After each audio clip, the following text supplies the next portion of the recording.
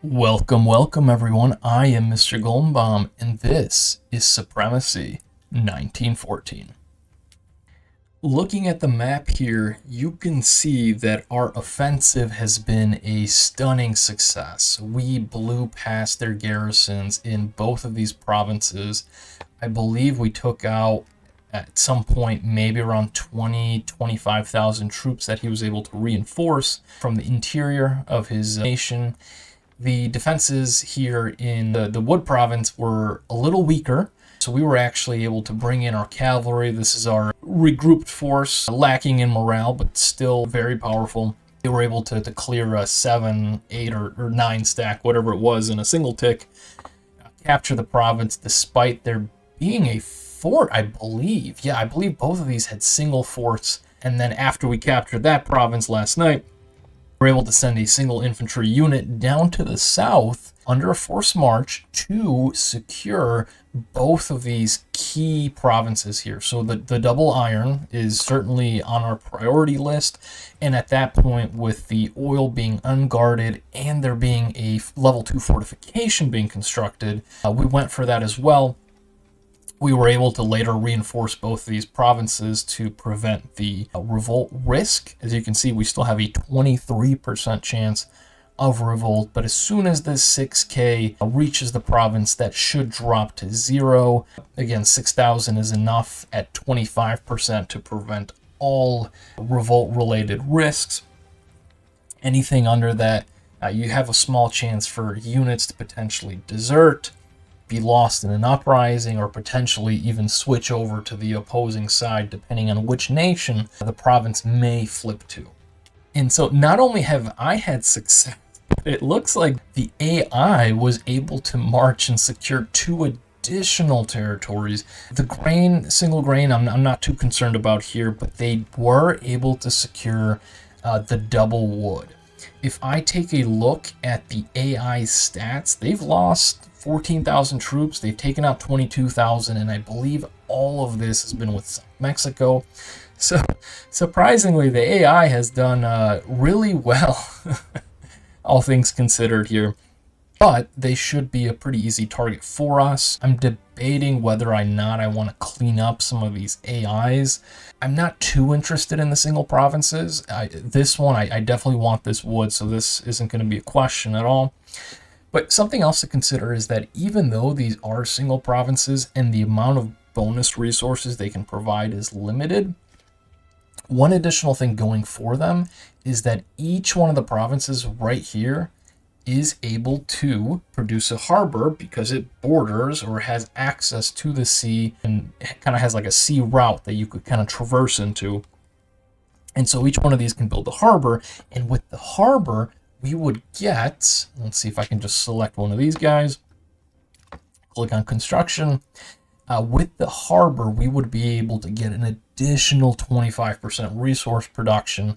And the beautiful thing about harbors opposed to railroads, although they are more expensive by 2,000 materials, it's all in wood, so depending on your situation, that might be cheaper in itself. There's no daily coal upkeep requirement, which once you start scaling your industries very quickly and you start building a lot of railroads, your coal, which goes from most likely being some of your largest surpluses and one of the cheapest resource in the game, starts to become more valuable, and you may start running a larger deficit that you would have to contend with. If I open up the railroad here, you can see that the railroad does give you the 33% resource production, which is why I always prioritize these compared to the harbors, but it does have the daily cost. If it's for a resource that I can't justify the daily costs, or I am struggling on energy itself, then harbors are certainly the cheaper way to go, especially if you have excess materials. You can use that to boost any one of the other resources, if be it food, materials, or energy. It looks like the cash requirements are the same. We mentioned 2,000 additional wood, if you kind of count these as the same resource, and a little bit of extra coal as well, and then 3 days, whereas the harbor also has 3 days and no coal. So there you go. I honestly thought that we would have more of a challenge at this point, but it looks like South Mexico here may be newer to the game. It looks like he's been struggling against the AIs, though looking at this, I don't know if he's new to the game. Let's take a look. So his record is hovering around 1. He doesn't have much experience going up against players, a lot against AI, so he's definitely good at beating AIs. He's played this map multiple times, so he's certainly familiar. He's joined more games than us, so he definitely has the experience. It looks like he's only been able to win one of them. Just judging off of his combat statistics, and I can flip through both of these, he really hasn't experienced any kind of mid to late game action against another player nation. I mean, it looks like he's fought with cavalry and he's lost them all. If we flip to AI, it looks like he's maybe taken out a few heavy tanks here, balloons. That is a surprising amount of balloons. I'm assuming this might have been a player nation in the later stages of the game that just went away and he went in for the kill. Really no naval experience, so a little bit newer to the game. He certainly builds a lot of barracks and he builds a lot of workshops. I mean, this ratio right here is seems pretty high on the workshop level. If we take a look at a lot of his provinces, he does have 2 to 3 buildings, and I mean, I think that's where a lot of his workshops are going to. That's where his production's going in. We've noticed that, like, on the front, he hasn't had any cavalry. He hasn't had any armored cars. I mean, he doesn't have access to late game units yet. But we also haven't seen any railroads, harbors. I mean, he's just got fortifications and workshops. So I don't believe this will be much of a challenge. He did bring out Tatiana yesterday, so I have been trying to avoid this province. Originally, I was thinking of striking from the north since we have access through the AI's territory. But at this point, with over 200 damage, we should be able to kind of bust through this fortification, even though it is complete. If we select the unit, and sometimes you can view it this way, where it will show you the fortification damage reduction, so it's 45%.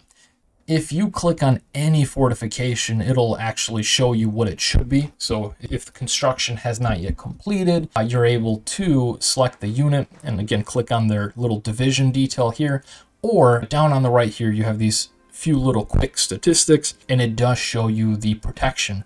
And this is kind of good to know, especially if you have a unit that may be close to garrisoning the province but might be slightly off. You'll be able to click on this and know if they are in or are not in the province.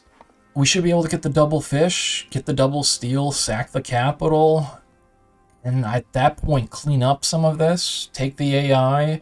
I might still go for this AI just due to the access to the harbor and the additional oil. These 3 provinces, I might still take it. And then these 2 for the capital sacks and the additional oil. This will all be a nice little boost to our economy, especially after we conquer all of these territories. We have access to not just his capital, but 4 additional capitals. Our scouts in the west have actually been able to get close enough to see some of the action that's going on between Chihuahua and Northern California.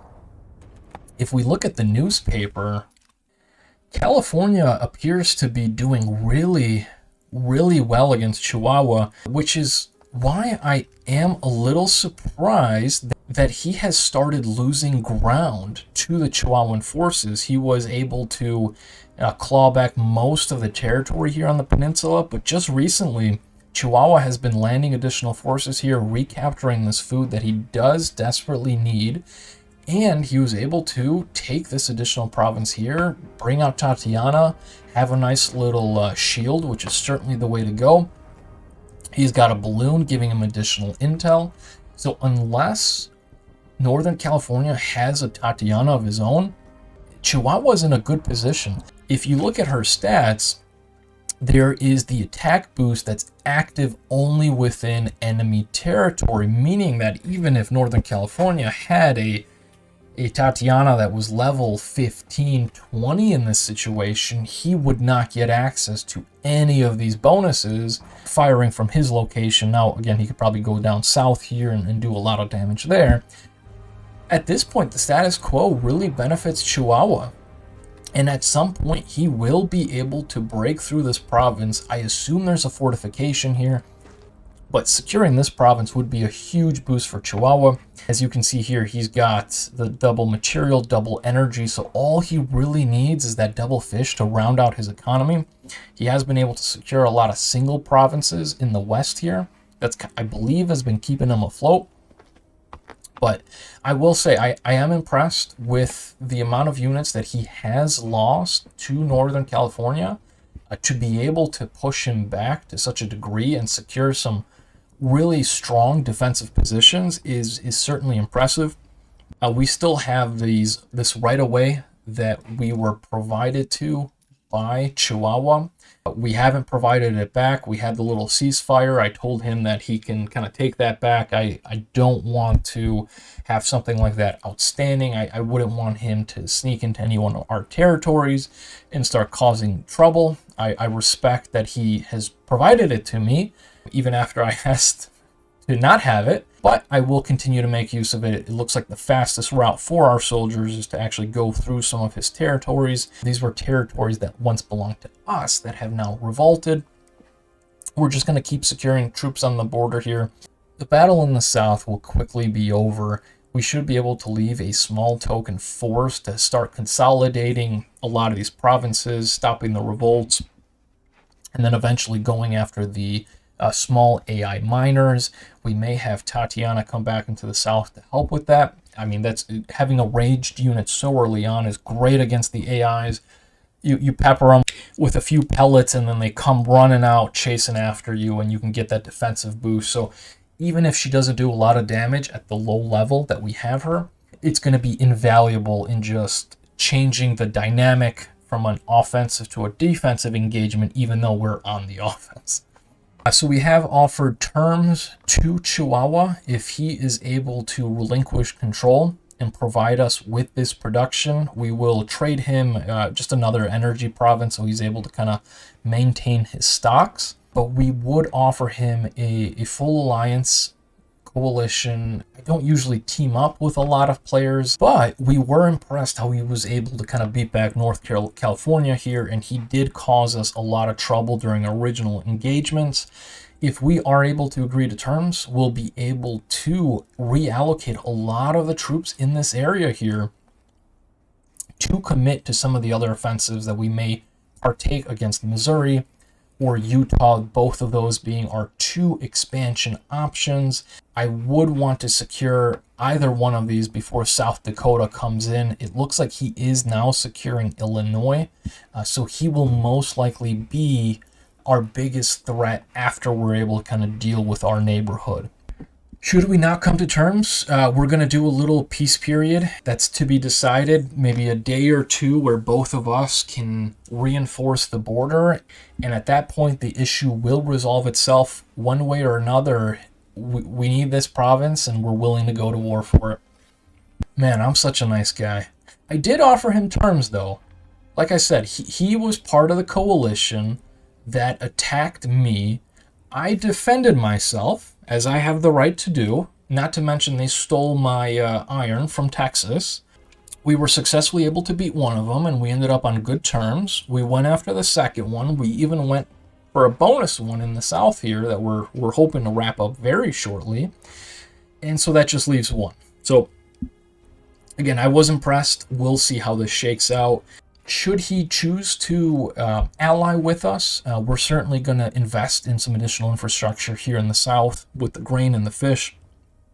I would love to start churning out some cruisers that we would be able to send to the north. Luckily for us, California only has one double resource province on the coast, and with how limited and how scarce some of your resources are in the early game, it's not going to make sense to start building harbors and factories and some of these other single resource provinces when you have to invest that in some of your doubles to be able to create a surplus to either, in this situation, he's got 3 foods, utilize into cavalry, utilize into deployments, or sell in the market to be able to finance a lot of your other expansion. So having a single cruiser to be able to come out here in the south and make a beeline for his coal, potentially stifle any production there, would prevent California from having access to the sea. And before any kind of airplanes come out, bombers specifically, we would be able to pepper his entire coastline. Unfortunately, with fortifications here, I don't believe we'll be able to brute force our way through. The other option would be to commit to an attack of Utah to, one, secure some pretty valuable resources for us, but it would open up an additional front with California where if we invaded one of these AIs, we would be able to strike at their interior and their heartland, and hopefully at that point we would also be able to change the tides of this engagement. Should his forces falter and retreat, we would certainly be able to kind of help reinforce and hold down this area until we're able to crank out some of the productions. And at that point, I would also commit more of my regular infantry to focus on expansion in places where we can continue to gain as a coalition, gain resources, further improve production, whereas committing all my troops right here in a single province wouldn't do much and in fact would be wasting them. Looking at the province administration, if I just kind of flip this through our construction, you can see that we have 3 additional railways coming out online, 1 for the newly conquered iron, 2 for the double fish resources, and we are able to build an additional harbor in Texas to continue to boost that food resource production. I want to have a surplus of this and then be able to sell it at the market since the prices are really good, and use that to finance wood, which is actually one of the cheapest resources at the moment. At that point, I can change the slider to fully produce iron, even at the deficit of wood, and have that fuel a lot of my production. I do need a bit more coal. I haven't committed to any production at the moment since I wanted this boost right away, and there's really no immediate need. I believe I may have queued up a artillery piece during the last episode. We did end up canceling that to continue to build some of these factories. Once we build up a little bit more of a surplus of these resources, we're going to have not just 1 or 2 factories, but potentially 4 of them, plus future factories once they come online, churning out artillery, tanks, and everything else. And with that, thank you for watching, and we will see you in the next episode.